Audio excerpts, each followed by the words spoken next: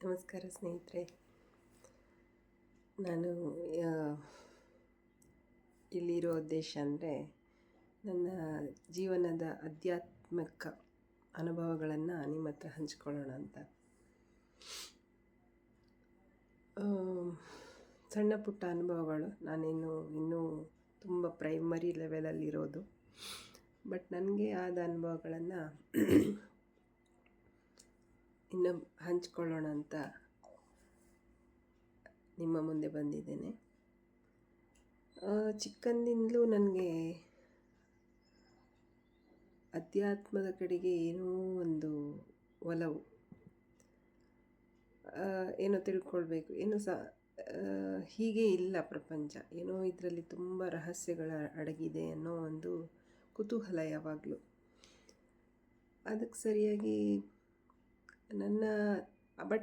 ಆ ವಯಸ್ಸು ಏನಂದರೆ, ನಮ್ಮ ತಂದೆ ತಾಯಿ ಹಿರಿಯರು ಏನು ಹೇಳಿರ್ತಾರೆ ಅದನ್ನೇ ಸತ್ಯ ಅಂತ ನಂಬ್ಕೊಂಡು ನಾವು ಮುಂದೆ ಹೋಗ್ತಾ ಇರ್ತೇವೆ. ಅದೇ ಹೌದು,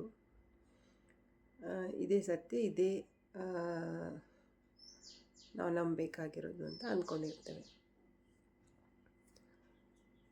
ಆದರೆ ಮುಂದೆ ಬೆಳೀತಾ ಬೆಳೀತಾ ನನಗೆ ಇಲ್ಲ, ಇನ್ನೂ ಏನೋ ಇದೆ, ಇಷ್ಟೇ ಲಿಮಿಟೇಷನ್ ಅಲ್ಲ ಅಧ್ಯಾತ್ಮ ಅಂದರೆ, ಒಂದು ಇಷ್ಟೇ ಚೌಕಟ್ಟಿನಲ್ಲಿಲ್ಲ, ಇದಕ್ಕೊಂದು ತುಂಬ ಇದೊಂದು ದೊಡ್ಡ ಸಾಗರ ಅನ್ನೋ ಅನುಭವ ಆಗ್ತಾ ಹೋಯಿತು ನನಗೆ. ಆಮೇಲೆ ನಾನು ನನ್ನದೇ ರೀತಿಯಲ್ಲಿ ಧ್ಯಾನದ ಬಗ್ಗೆ ನನಗೆ ಗೊತ್ತಾಯಿತು. ಧ್ಯಾನ ಮಾಡ್ತಾ ಹೋದೆ, ಅದರಲ್ಲಿ ತುಂಬ ವಿಷಯಗಳನ್ನು ಅನುಭವ ಮಾಡ್ತಾ ಹೋದೆ. ಆಗ ನನಗನ್ಸಿದ್ದು, ನನ್ನ ತಂದೆ ತಾಯಿ ಹಿರಿಯರು ಹೇಳಿದ್ದು ಅದು ಸರಿ, ಅದರಲ್ಲೇನು ಅದು ತಪ್ಪು ಅಂತ ಅಲ್ಲ. ಆದರೆ ಅದು ಅವರ ಲಿಮಿಟೇಷನಲ್ಲಿ ಒಂದು ಭಕ್ತಿ ಮಾರ್ಗ ಅಂತ ಹೇಳ್ಬೋದು. ಅದನ್ನು ಭಕ್ತಿ ಮಾರ್ಗದ ಕೆಲವು ಅಭ್ಯಾಸಗಳನ್ನು ನಮಗೆ ಹೇಳಿಕೊಟ್ಟಿದ್ರು. ಹೋಗ್ತಾ ಹೋಗ್ತಾ ನನಗೆ ಭಕ್ತಿ ಮಾರ್ಗದಲ್ಲಿ ಇಷ್ಟೇ ಅಂತ ಒಂದು ಚೌಕಟ್ಟಿದೆ, ಅದರಲ್ಲಿ ನಮಗೆ ಸ್ವತಂತ್ರ ಇಲ್ಲ.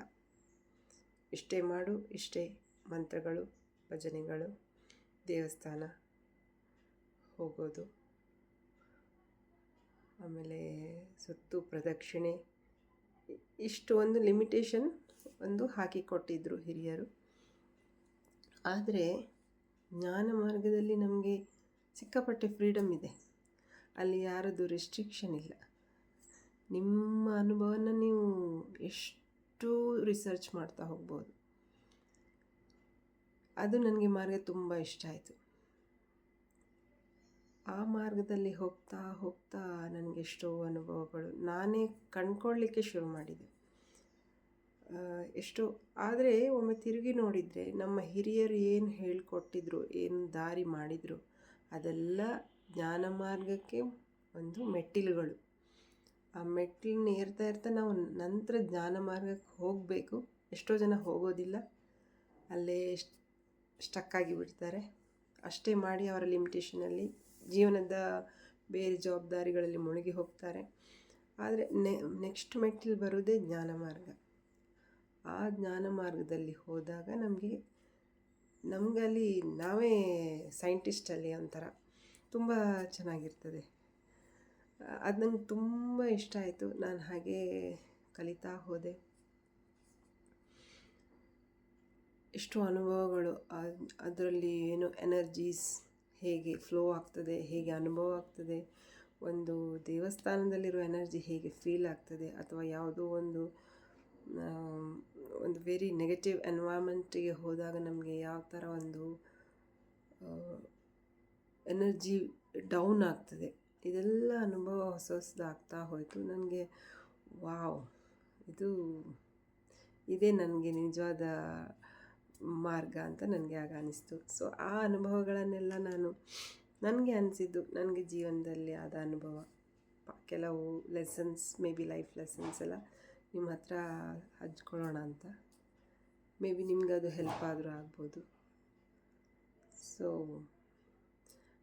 ಅದನ್ನು ನಾನು ನನ್ನ ಮುಂದಿನ ವಿಡಿಯೋಗಳಲ್ಲಿ ನಿಮಗೆ ಒಂದೊಂದೇ ಹೇಳ್ತಾ ಹೋಗ್ತೇನೆ. ನಿಮಗೆ ಇಷ್ಟ ಅನಿಸಿದರೆ ಅದನ್ನು ನಿಮ್ಮ ಜೀವನದಲ್ಲೂ ಅಳವಡಿಸ್ಕೊಳ್ಳಿ. ಓಕೆ, ಧನ್ಯವಾದಗಳು.